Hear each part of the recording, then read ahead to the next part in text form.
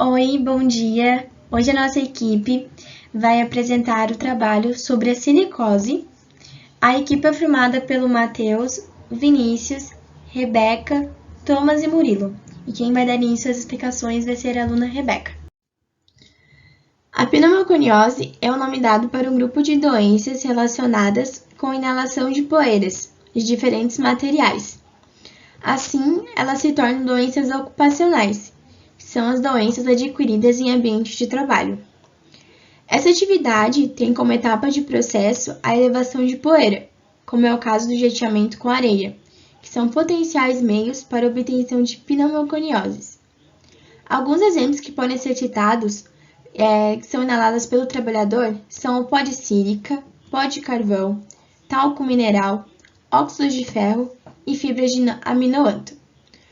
O uso de fibras de aminoâcido no Brasil foi banido por conta dos casos de câncer estimulados pelo material. Os processos patológicos estão focados no pulmão e nos casos de pneumoconiose estão atrelados a prejuízos respiratórios. 3.048 casos foram notificados nos anos entre 2007 e 2016, segundo a pesquisa pública no site da UFSC. Dentre as pneumoconioses, a com maior número de casos notificados é a silicose. Eu me chamo Thomas, eu vou continuar aqui com o áudio falando um pouco sobre o conceito de silicose e algumas particularidades. Então a silicose ela é basicamente a doença mais diagnosticada entre pacientes com pneumoconiose. E ela consiste da inalação de partículas de sílica cristal e a deposição dessas partículas lá nos alvéolos pulmonares. Esse processo de deposição ele ocorre com o auxílio dos macrófagos, que são as células de defesa do organismo humano. Ela é uma doença que ela necessita de uma longa exposição, né, por um bom período de tempo, até que ela seja percebida. E normalmente quando ela é percebida já não há muito o que se fazer. Dependendo do estágio da doença que o paciente se encontra, pode haver diferentes sintomas. Os mais comuns são febre, tontura, cansaço, fraqueza. Alguns pacientes podem ter náusea também e deficiência respiratória. Ela pode ser correlacionada a outras doenças pulmonares, como é o caso da antracosilicose e da silicotuberculose. Ainda não tem tratamento definido. Aproximadamente 60% da constituição do planeta é formado dessa mineral de sílica e seus compostos. Por isso que, né, acaba expondo tantos trabalhadores que trabalham já há um longo tempo em construção a inalar esse tipo de partícula e acabar adquirindo essa doença. Aqui no slide a gente tem alguns exemplos, né? Tem o exemplo desse trabalhador aqui inalando essas partículas.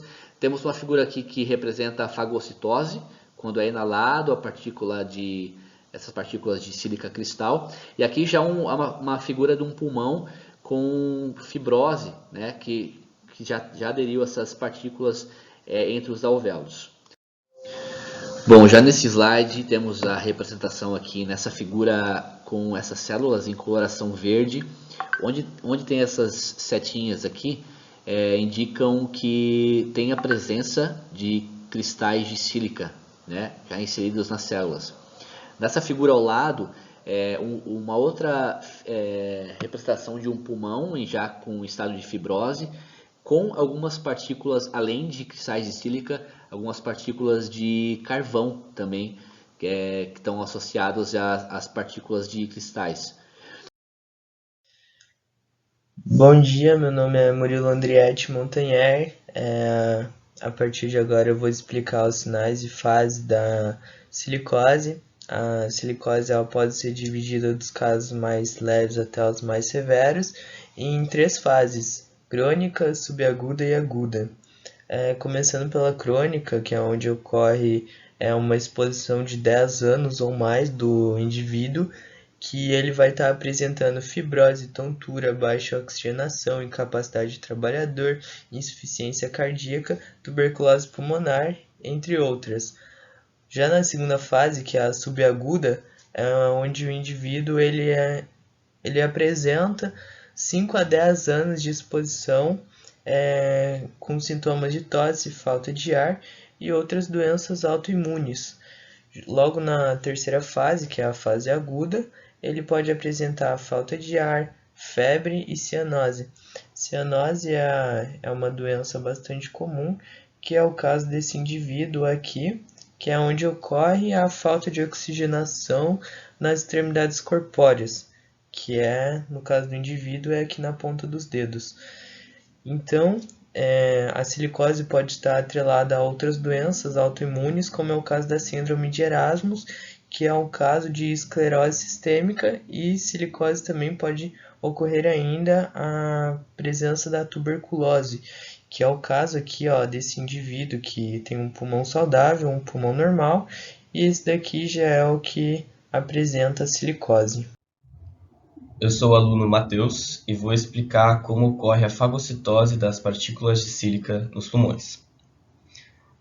Bom, após a inalação da sílica e a chegada dela aos pulmões, células do sistema imune, os macrófagos, tentam fagocitar essas partículas, pois elas entendem que a sílica não deveria estar ali. Então os macrófagos fagocitam essas partículas na intenção de dissolvê-las, porém os macrófagos não têm a capacidade de dissolução da sílica.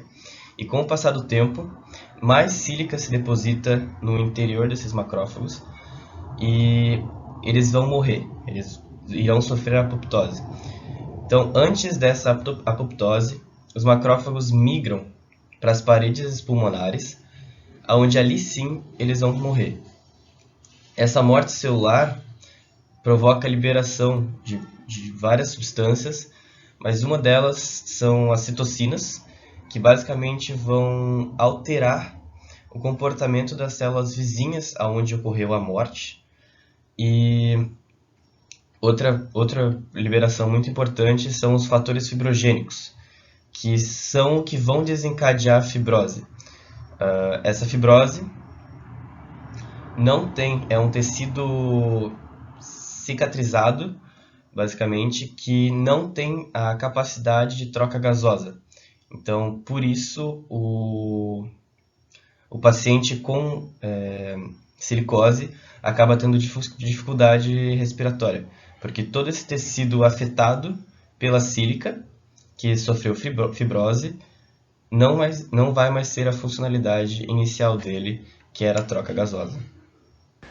Bom dia, meu nome é Vinícius. Entre os ambientes que são propícios ao desenvolvimento da silicose nos trabalhadores, pode-se citar as minas, principalmente quando são minas de cavernas, pois o pó decorrente da mineração fica retido nos túneis de escavação, na construção civil, com o pó que se ergue na quebra de paredes, vigas, entre outras coisas, ou o próprio pó do cimento e outros materiais necessários. No beneficiamento dos minerais, como exemplo, o granito, que precisa ser minerado, cortado, lixado e depois polido. Nas indústrias de transformação, onde ocorre principalmente o jateamento com areia de peças, o processo de jateamento de areia consiste basicamente no lançamento de grãos de areia em alta pressão sobre a peça trabalhada. Nesse processo, ocorre a elevação de uma grande nuvem de pó de areia e partículas eliminadas da peça jateada. Além deste componente, a poeira levantada é riquíssima em sílica mineral. É como um pó muito fino. O trabalhador deve sempre estar equipado de equipamentos de proteção individual.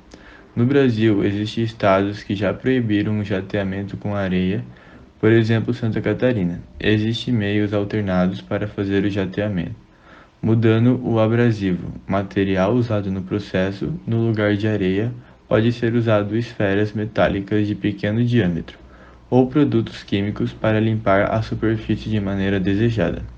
Agora eu vou falar um pouco sobre as prevenções. O tratamento da doença é apenas sintomático, uma vez que a fibrose do pulmão não pode ser revertida. Não existe cura para a silicose. Os meios de prevenção da silicose são obrigatórios para a segurança do trabalhador.